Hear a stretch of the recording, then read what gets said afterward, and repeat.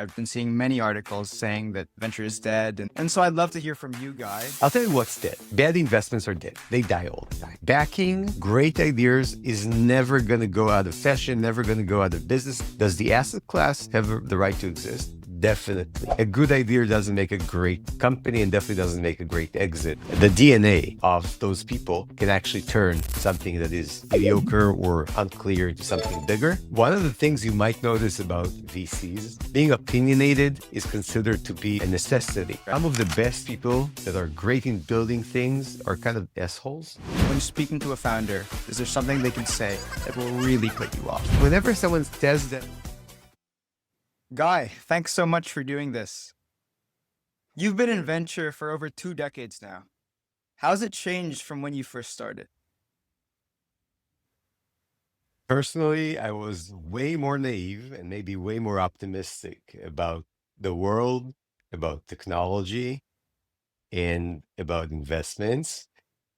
I've learned a lot, I think, as an industry or as a category, we definitely learned a lot and got way more sophisticated than we were 20 years ago.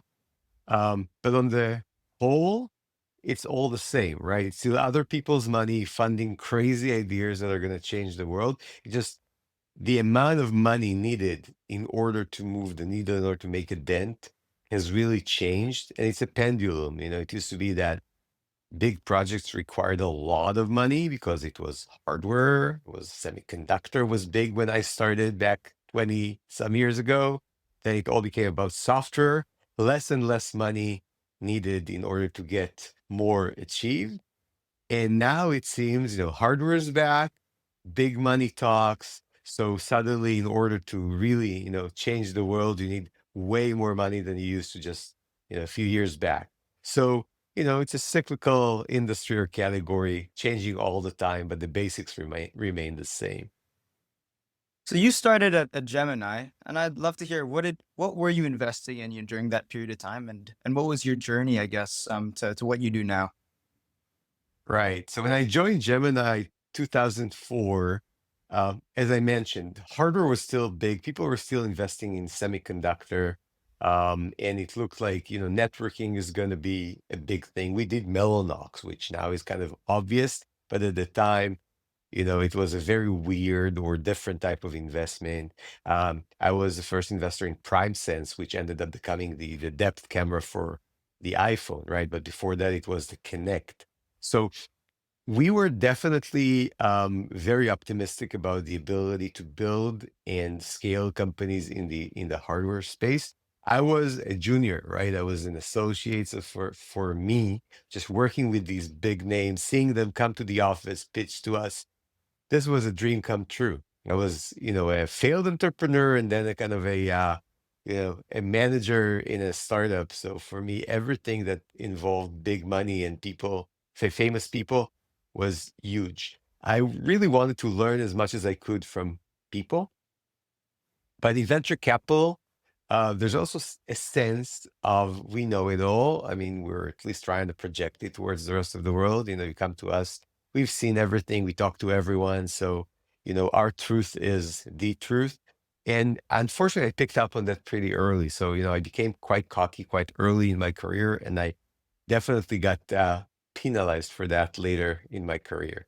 So, we were looking, Gemini was an early stage fund in Israel. We were looking at anything from, software and consumer to very, very deep technology and complicated hardware. So I got a shot at investing or trying to invest in companies across that full gamut. It was great, but it didn't help me specialize at all. So only way later in my career, I moved out. I wasn't really ready for venture capital. I really wanted to build stuff or be involved with entrepreneurial endeavors. So I left. I joined a very early Microsoft kind of outpost in Israel, very, very small at the time. Now Microsoft in Israel is pretty big, but it was an initial idea to expand the R&D and the strategic work that Microsoft does into Israel. Tried that for a while. Was involved with one of the bigger efforts to build a handset manufacturer, an innovative handset company in Israel just before the iPhone. obviously failed, but learned a lot from that. And then went back to venture when SaaS was just coming out. So I was part of that early wave of investors in SaaS on the foothills of Web 2.0. So learned a lot from those early attempts.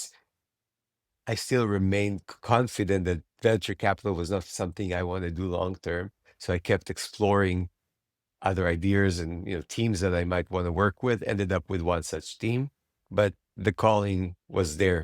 So I was kind of drawn back into venture capital through working with a corporate in Germany. So that actually led to the founding of DTCP. We can talk about that later. For sure, for sure. Now, one of the things you said, so you said a lot, your career from when you started at Gemini in Israel, and then also, in the founding team at DTCP, and we will talk about that. But one of the things that you said that interests me, because it's more about you as a person, is you said that at the start of your career, you started to get a little bit cocky.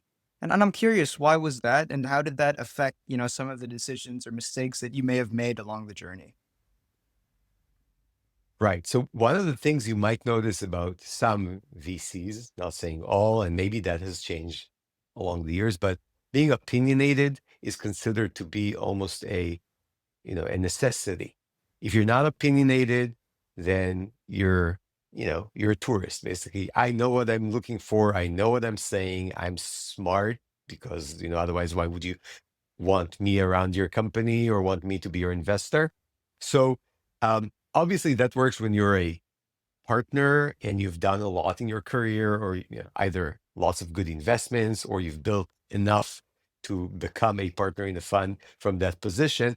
When you're an associate or an up and coming entrant into the industry, that doesn't work well. A, because you really don't know anything, or you know very little, and what you don't know is definitely way more than what you already know.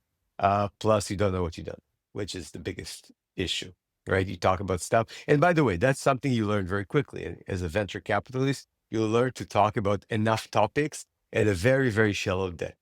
So you end up sounding like you know a lot in a 1 hour conversation. By the way, our slots used to be 1 hour. This is one thing that changed over the years. 30 minutes is the new 1 hour, or maybe 15 for some. We used to give you, because it's a round number. Uh, if you can't get this across in 20 minutes, you're out. This is how it should have been done. This was true even way back then, and that's how it's being played today, especially with remote, right? We don't have to bring them into the office, do all the socialization and the coffee and the treats. You turn the Zoom on. 15 minutes later, I know that Ethan is it, and I want to invest or not, right? So as a young kid sitting in these meetings, there's an hour to fill. People are talking, partners are talking. Oh, I have the urge to talk myself. I want to hear myself talk in that environment. So I end up saying crazy bullshit. Um, and it comes, I guess some people don't have that because they would be cognizant of where they are versus the rest of the world. I had a problem with that. So it took me a while to learn A, to shut up, B, to appreciate that I don't know everything, and C, to ask questions rather than just keep talking, which I still do to some extent, but that's just me. No, of course. And I think that I guess one of the reasons from my understanding why venture capitalists are very much prone to this, as you've mentioned, and it's because they know a lot about they know very little about a lot of things, and so they're able to yap extensively, like you said, for the 1 hour conversation. And I guess the other thing is, the role is really about how can they deploy their capital to the founders. So that I guess you kind of have to get good at yapping. But I would love to hear from you. You've had a very long career in venture capital. What is it about great VC investors? And later I do want to get to whether how much edge there really is in VC. But what is it about great VC investors that really make them stand out? This might be a cliche, and it is. By the way, most cliches are based on something basic that's true. VC, like technology, is almost all about people. So being able to identify those unique people who would build things, and your podcast called Built to Last. So it's based on a lot of learning, right? On part of everyone in the industry, that in order to build something that's going to last, you have to have the right human foundation for it. A good idea doesn't make a great company, and definitely doesn't make a great exit or a big kind of long-standing company. But the DNA and the combined learnings of those people can actually turn something that is mediocre or unclear into something bigger. And if you combine great ideas with great people, the results are always almost way better than any of the other permutations. So not I mean, some, and this is kind of in parenthesis, but it's part of the reality. Some of the best people that are great in building things and realizing big dreams are kind of assholes. So when I say, it's all about people, I'm not saying invest in nice people or, people that you could work with or anything of the sort. But being able to identify that kind of talent, even if they're assholes, is for me a significant trait of great investors that sets them apart from the rest of the world. Um, Obviously, being an insider to maybe not the problem, because you don't want to be able to understand everything about the startups that you're investing in, but an insider to the journey that that startup, that company is going to go through is very important. So I know there are some very successful investors who are investing in things that are way, far from where they started their career, where they spend most of their time.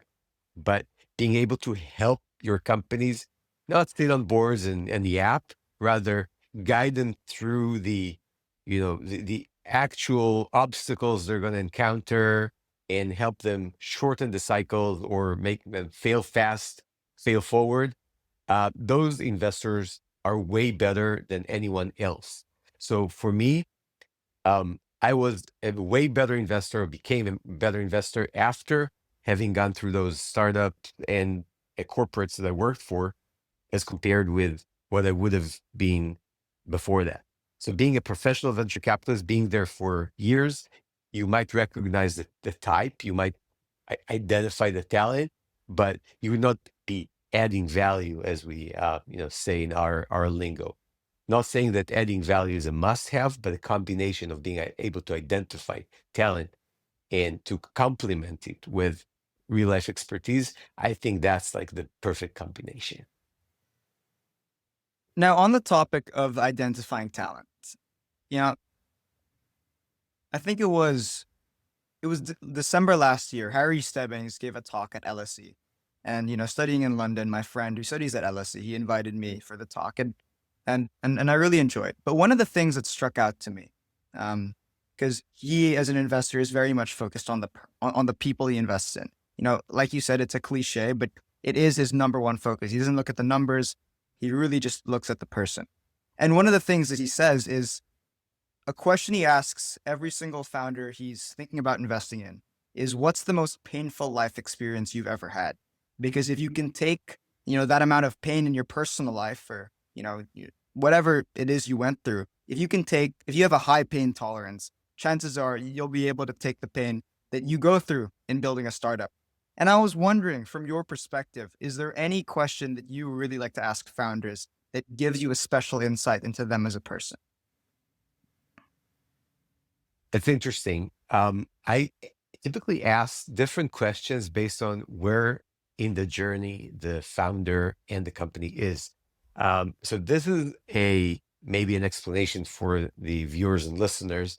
Um, I invest early. I invest, the Series A and B, and I also invest in the very late stages, depending on which vehicle, which fund I'm, working on behalf of it at that time. So at the very early stages, life experiences is definitely important. There are some entrepreneurs, some founders, where I share a little bit of their background, because let's say I'm Israeli, right? I grew up in Israel. I served in the military. When they say where they served or what they did, for in their military service, that kind of gives it away, and I don't have to ask any questions. There's something that I know about that unit or the type, what kind of people are actually being accepted into those units that actually answers some, if not all, of the big questions around what's this person like, what are they good at, what kind of risks they might be willing to take, what kind of challenges they might have faced. Occasionally, and again, I'm still remaining within the Israeli context. Occasionally, a life experience that is traumatic. Typically, traumas forge people and make them better entrepreneurs, more capable. Apropos what Harry Stebbings was talking about, and getting to those or talking about those early in the conversation really helps. The flip side of it is a question I like asking is, what would you do if you were not doing this? So, let's say this thing does not happen. It doesn't happen because you can't get funding or you're convinced for some reason that this is the wrong thing to do. What would be your next best thing?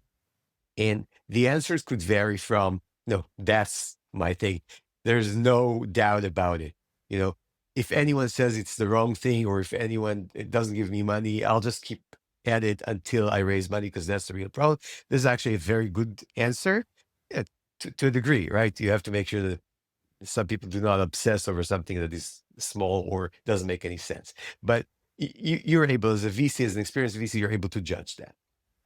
But Stan will say, here's a list of 2 or 3 other problems in the world that I observed and I believe I could solve, or I could, I'm the relevant person to address. And that's useful for 2 reasons. First, the scope of what does this person care about and what are they potentially able to look at. It's also useful because in some cases, startups would actually fail or hit a wall. And hitting a wall could result in, utter failure, just, returning the money to the investors where there's no money left, or, just a demise. Or it could be a change, right? A pivot or a restart based on the same people, the same talent pool with a different idea. And that had happened a bunch of times, right? We all like talking about Slack and how Slack got started and what Slack ended up doing.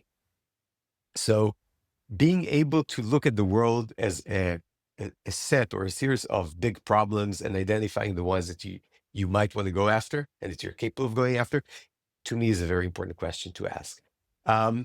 Later stages, it's actually about where are you in life and how hungry versus, kind of happy where you are, and, would sell tomorrow if an offer was to be presented to you, and retire, and that kind of gamut.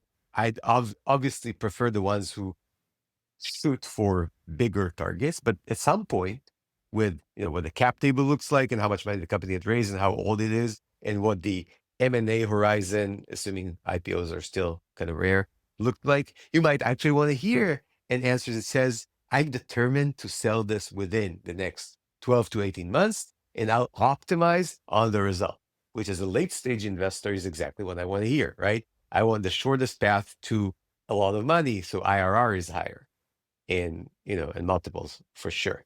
So depending on where they are in the journey, what I'm asking is different, and what I want to or I expect to hear and what I want to hear is very different. What do you hate hearing from a founder? I guess when you ask a question, is there any common trend when you're speaking to a founder and you know for sure you're not going to invest? Is there something they can say that will really put you off? Um, so it's 2 very contradicting answers. Both I don't like. I'll explain why. They're not like a complete no, because sometimes they're actually the correct thing to say. But when someone says that's a great question, and when someone says that's a terrible question, both are bad. And I've heard both many times. That's a great question is basically, and sometimes it's just a manner of speech, right? It's like you're preparing for the question, you're hoping it would come up, but it's a great question really, to me, sounds like you're selling. Um, I mean, I don't need to be commented or complimented on questions I asked. Uh, if you have a slide for it, you have a slide for it. If you've done the math for it, you've done the math for it. It's a great question to me. Sounds funny a little bit, and maybe it's not funny. Maybe it's just, my ear is oversensitive to this. But whenever someone says that sentence to me, it's like it's coming out of a book of answers, things to say to a VC when they ask you something that either you're not really prepared for, or you want to take them in a different route, or maybe you do actually have an answer for it, but in which case, just go and address it. The alternative, and I've heard this several times, actually recently, as means of kind of indicating, um, hey, I'm like 5 years ahead of you here. I've already done the work that you're just catching up on. So it might not necessarily be using those same words, it's a terrible question, or it's a bad question, or that's not, sorry, I think the right one is that's not the question, right? Well, I'm asking a question, right? But the reason I asked is obviously because I did not understand something, or I want to understand it better. I want to hear your answer. So commenting on whether something is the right question to ask or not is probably the wrong way. It rubs me the wrong way, but it's also probably the wrong thing to say. So these are like the biggest turnoffs I typically get. Obviously, the latter more than the prior. There are plenty. I mean, but again, sometimes I'd be the sensitive guy, and I need to, be able to be happy with any answer I've given or anything, and people tell me. For sure. And I guess even the saying that's a terrible question, I guess one can see that and feel like this guy just feels intellectually superior. I guess that's how I would feel if someone said that. And remember, sometimes those assholes are the people you want to invest in. So maybe I should just grow a skin and, be able to address that, or to cope with the fact that my question was bad or that I'm stupid. Fair enough. Fair enough. No, we talked a little bit earlier about, you being in the founding team of DTCP. And I'd love to hear about that story because, it's a huge fund and just would love to hear your perspective and how you contributed. Right. So to be fair and frank, there's only one founder, real founder to the TCP, and that's a guy called Vicente Vento. Vicente had come over to Deutsche Telekom from Blackstone, basically. And the idea was, his idea was that a corporate, specifically a German corporate, specifically a German telco, um, does not need to run its, definitely the non-core investments, things that are like, for profit, or that are removed once or twice removed from the core business of Deutsche Telekom as a German or European telecommunication provider. Those should not be managed by insiders, by engineers, by people who grew in telco, by people who are kind of from the old guard. This is all kind of truism, nothing new about it. But being able to convince the top management, the leadership of Deutsche Telekom, to allocate a significant amount of non-core money to be run separately outside of the corporate in order to go big after those big ideas that are not necessarily core to Deutsche Telekom. That takes a lot of persuasion power and courage, basically, because Vicente could have done whatever he wanted. I mean, he's a smart guy. He was very young at the time. He's still very young, but he was very, very young at the time. Could have gone elsewhere.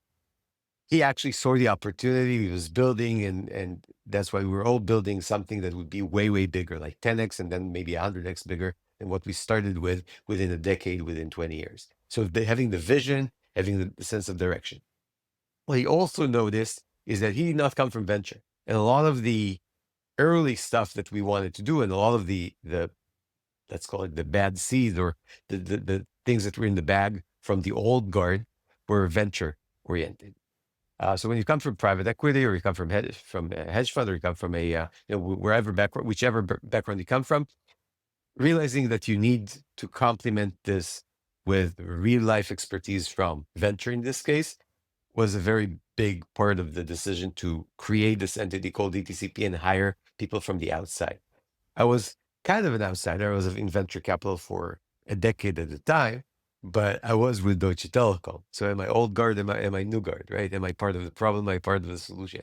So the conversations we were having were about, what could be done, specifically Israel at the time, because Israel was almost overlooked by Deutsche Telekom. There were a few investments and there was a little bit of business going on there, but uh, uh, uh, at large, this was basically a very weird territory for a German carrier. So helping Deutsche Telekom decide that this is an important part of the story, and allocating money and having a team on the ground was where I came in. And Vicente was just hiring for that founding team or for that founding nucleus based on where you were in the world or what you brought to the table. So, you want to do, you want to build a fund. You actually want to, fund formation is a thing. So let's hire a guy who's already founded or formed funds with others. So a guy called Jack Young, who was building a fund inside Qualcomm Ventures, he was picked. And there was a guy in Germany, Thomas, who was doing early stage investments and very well familiar with the local territory, way better than the guys at the old Deutsche Telekom team. So what Vicente did was basically think Ocean's 11, right? Is hiring a team of people who did not know each other, at all. We had really no information about each other when we got together and started this. So it was like an Ocean's 11, and obviously it worked out. Fund one is a huge success. Was the reason DTCP has become so big, amongst other things, is the fact that our fund one was super successful, and I think it couldn't have been done any other way. Just moving it away as far as possible from corporate, while incentivizing the top management to love us, and hiring those kind of individuals that would cover territories or areas that they were not familiar with. How successful was Fund One? So how much did you guys raise? And then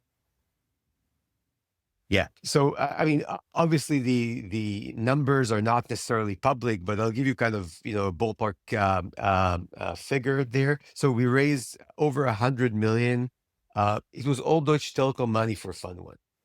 Fund Two is where external LPs or third party LPs came in, but that came as a result of how this organization was built and how successful it was.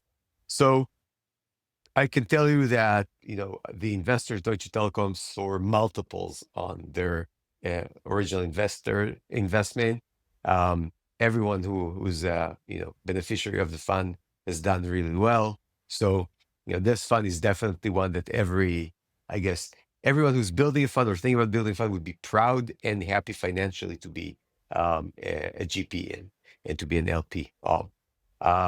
So that was a 2015 vintage, kind of end of 14, beginning of 15 is when we started.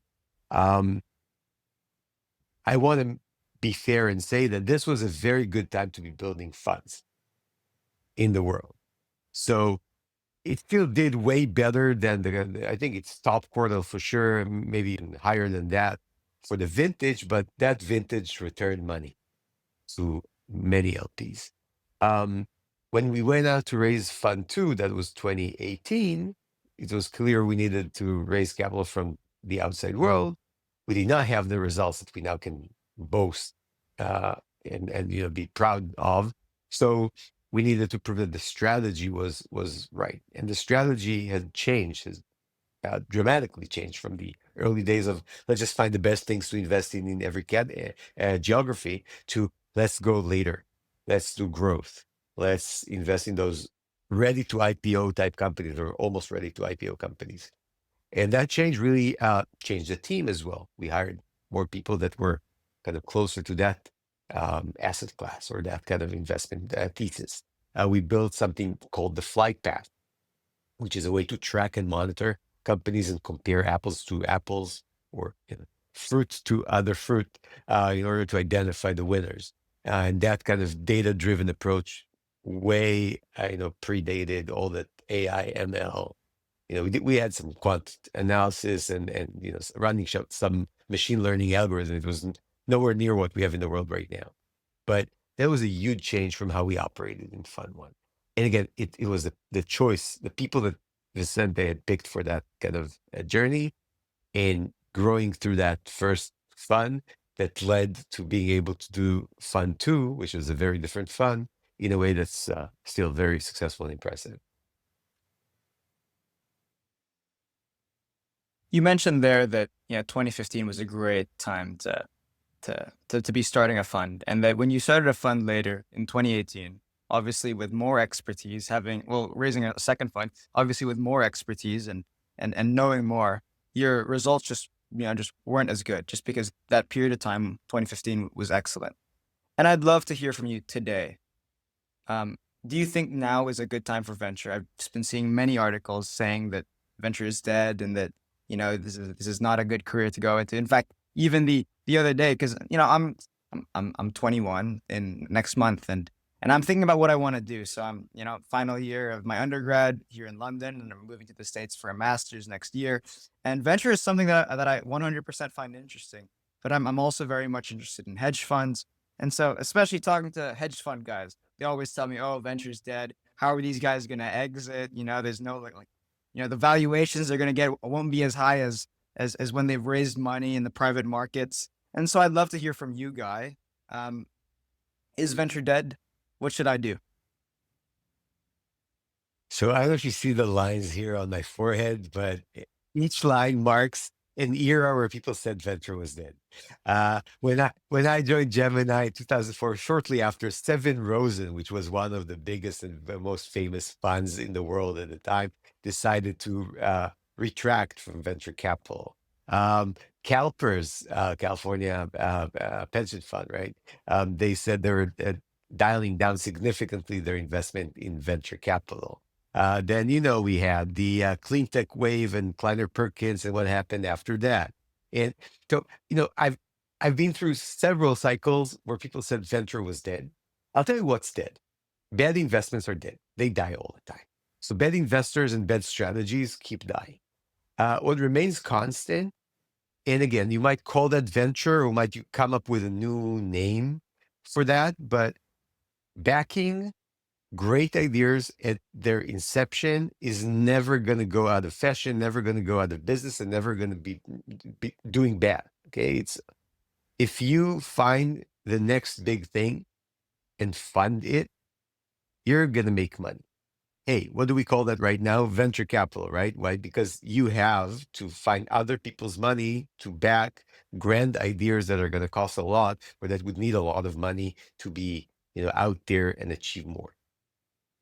What I can tell you is that given what AI is capable of doing right now, and capabilities and abilities will keep improving. Just watch the Google videos from yesterday. I was like blown away by things that, like, again, we can have another conversation just about how that's going to change the world.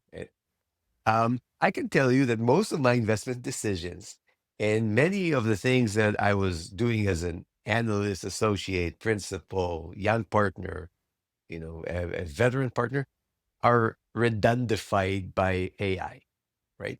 What's the one thing that remains constant is this, having a real conversation with a real person with unique capabilities, and being able to say, this person is, or that team is going to build the next best thing. That cannot be done yet, and probably would not be done by AI for the foreseeable future. In the meantime, what's changed is that other asset classes have become more productized, more professionalized, and more lucrative. The other thing that is changing the world, and definitely in the recent years, is interest rates.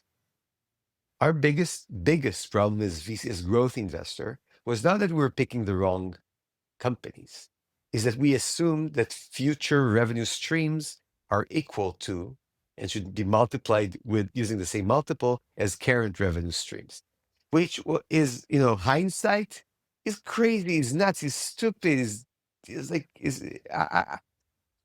why didn't anyone tell me that when interest rates are 5 or 7%, revenue streams coming in 3 years from now are, at the denominator, there's something that it makes this look like zero, or count as zero, right?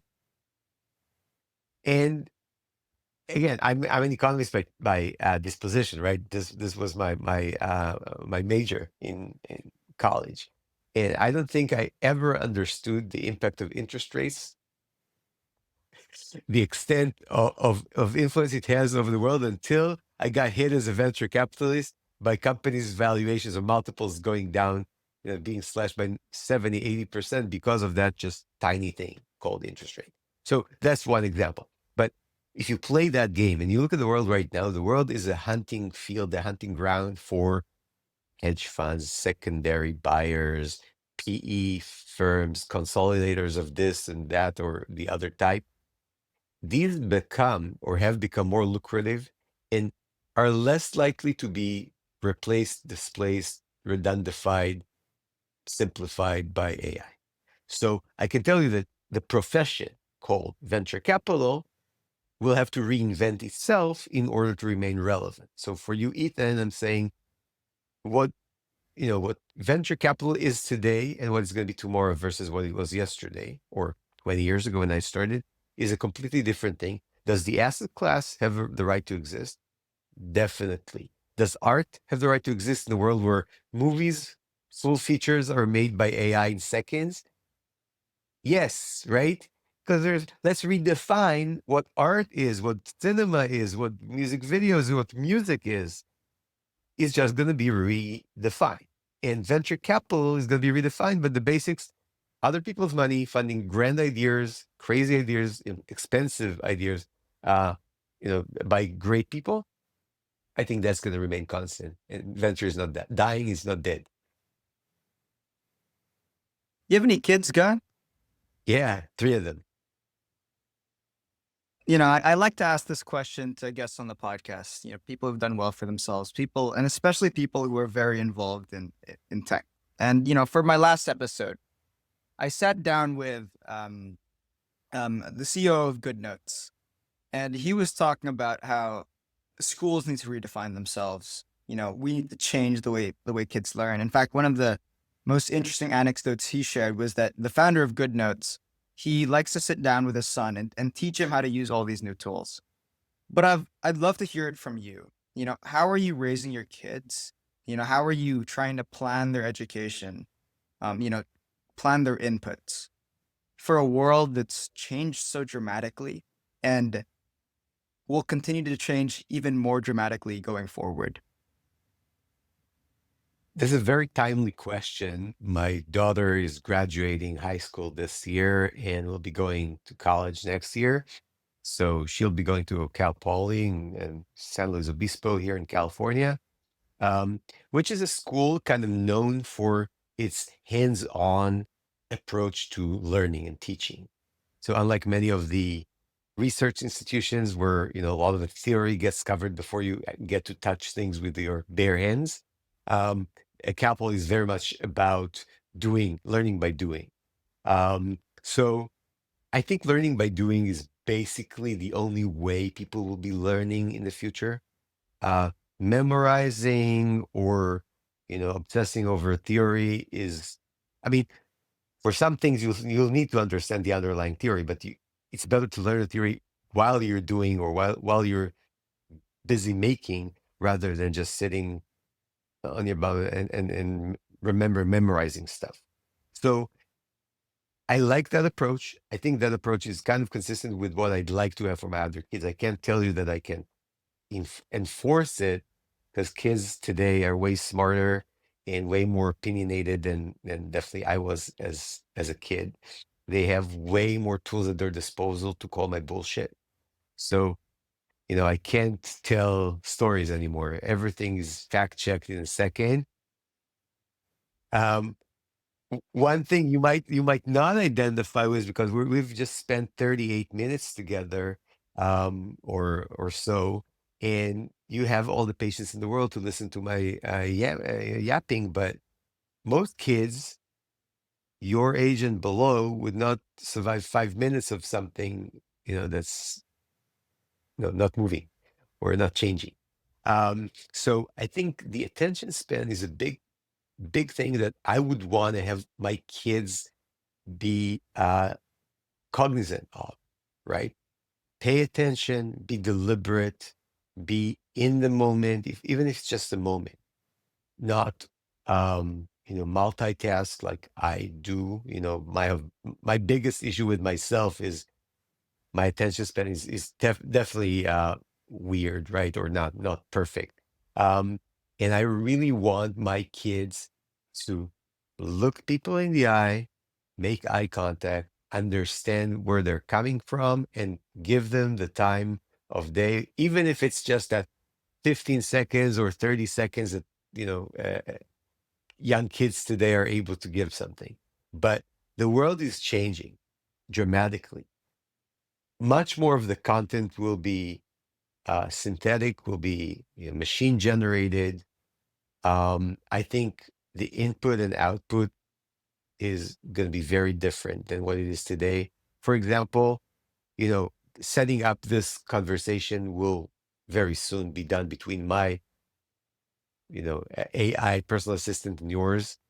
And maybe a few years from now, this conversation will be between my AI self and your AI self. Um, and that's fine, as long as we get to do something relevant with our time. So being able to pay attention, identify important things as they happen, and latch onto them is the biggest trait and most important thing that kids will need to have. How am I contributing to their education in that respect? I'm actually setting the wrong example, I guess. So learn by one over or the XOR of what dad is doing. But seriously, curiosity, being curious, not accepting what people tell you as fact. By the way, AI is a big bullshitter, but it's no bigger than the biggest bullshitters out there, right? So the biggest lies are still told by humans, not by machines. So being your own lie detector, uh, whether it's hallucination or someone implanted an idea in the AI minds, and you get to consume it, or you watch. I just watched again this Google thing from yesterday. I don't know if you saw this. It was like a stand-up comedian who's telling a funny dog joke. And, he's telling the joke. He's kind of chuckling himself when he's telling the joke, and the audience is laughing. It's a 15-second segment. The entire thing is AI. The entire thing. This person does not exist. This club does not exist. The joke was made up by AI. The chuckling was kind of, conceived of by the AI. The laughter in the audience. It's a funny joke. Like, okay, so given that you might think that things out there are not real, and many people will eventually, I'll be thinking, is he moving enough? Is he blinking enough? Is that not his avatar? Um, I think people will have to pay attention to new things and different things than they are right now. Um, and figuring out what those are is still, is beyond me. But teaching the kids to doubt, ask, double check, ponder, you know, give the time of day to people, but also consider that not everything people say and machines say is true, is probably the biggest and most important lesson I could give my kids right now. And we're working on that. I mean, one clip at a time, one Instagram video at a time. So One of the things that I've been thinking about a lot, and I call my brother pretty often, who he produces this podcast, so he edits everything, and so we do it together. We talk a lot, and one of the things that's come up in conversations, and even with a lot of my friends, is I'm pretty concerned about the middle class, because when I think about all this technology, okay, let's take LLMs for as an example, and then downstream from that, agents. The rate of improvement is so fast. It'll be able to do basically almost any intellectual white collar job. And so how can people compete? I mean, I was talking to my friend the other day, and she really wants to be a consultant. She did an internship at a big four. And she's recruiting right now, and she applied for a tier 2 consulting firm in Australia. It's not an MBB, it's tier 2. And she applied, and there were 10,000 applicants. And in the first round of interviewees, in which she was one of them, there were 10. So that's a 0.1% acceptance rate for the first round interview stage for a tier 2 consulting firm. And I could not believe it. And so when I think about all this different technology, I think about, like we were talking earlier, the average student of an average high school in America, for example. I have no idea how this guy can possibly compete with the smartest minds, the richest people sprinting at making agents that can do their job better than them. I'd love to hear your thoughts on that. I have to agree. I think I don't remember who said it, but basically, the easy tasks are going to go away. The today's hard tasks are going to be easy tasks, and today's impossible tasks are going to be hard tasks. So I would say, whoever is able to focus on the impossible, or the close to impossible, they would do fine anyhow. But that's not. And when you say middle class, I'm hearing both financially, or which echelon they're on socioeconomically, but also what are they capable of doing. So I was with my daughter is going to college. We went in the bank yesterday in order to sign off for a credit card. We were greeted by three different people. We're not so busy. We sat with a lady who basically helped us go online on my daughter's phone and pick the card and sign. And she looked at the screen and said, it's going to be a week until it's approved. I wonder whether it's an algorithm that's going to approve it or a human being. But when we were leaving, I told her, these people are out of a job. They just don't know it yet. And she agreed. I mean, there was nothing about this experience that required any human intervention or interaction, except for having a nice branch. And, so a lot of it will, if you have means, if you're an employer and you have the ability to sustain a physical presence, which is a competitive edge you have over the competitors who are just virtual, right? And having humans interact with you as opposed to machines, maybe that by itself is going to be a virtue, a reason to exist. And maybe some people will find themselves as kind of presenters for brands instead of doing the actual work, because that would set that brand apart from another brand. But the role of a human being in the overall administration and consumption of products and services is going to be very different. When you talk about the socioeconomic or the middle class, as you put it, there are obviously two extremes. One, there's so much wealth that's going to be created, and people will not have to work. They'll just have to do something creative, like pick up an instrument and play or whatever, and that would be their pastime. But that would also maybe support their kind of, their ability to make ends meet if they need. But in general, there's going to be enough money for everyone, so no one's going to starve, and the entire notion of a middle class versus, lower class is going to go away. The rich people will be rich and will be richer, that's for sure. But we'll do away with poverty in the Western world, initially, and no one will have to worry. That's like one extreme, one way of dreaming about it. The other is we're all doomed. We're all screwed. No one will have work. If you're not able to do something productive with your life, you're gonna starve. And hey, guess what? Survival is always a great motivator. So I can't currently conceive of or come up with a plan for society, but I can tell you that gradually more and more people like Ethan, like Guy, even though I'm way more than double your age, I'll have to reinvent myself in order to remain relevant. And things go away. It's like wildfires or like any other kind of, it's a process. It's not like the world is going to go away. My entire set of options is going to disappear. So gradually, people will be running to where there's still grass on the ground and there's fruit on the trees, and creatures could still survive. And yes, it might get crowded, it might get messy, but gradually, people will move to things that the world will still need. You mentioned white collar versus blue collar. So blue collar jobs, and this is the opposite of how we imagined, the robots back when, right? Asimov, machines will do my laundry and my ironing and my food, and you'll just be writing poetry and making movies. No, movies and poetry are being written by AI. And the guy, you're not seeing it, but there's a guy in front of me right now in my backyard who's cutting down my tree. Who's going to cut down my tree? Right? So will I start a tree cutting business, or will I take to actual cutting of trees, or will I invent the new tool that he's working with this? I can't even describe it.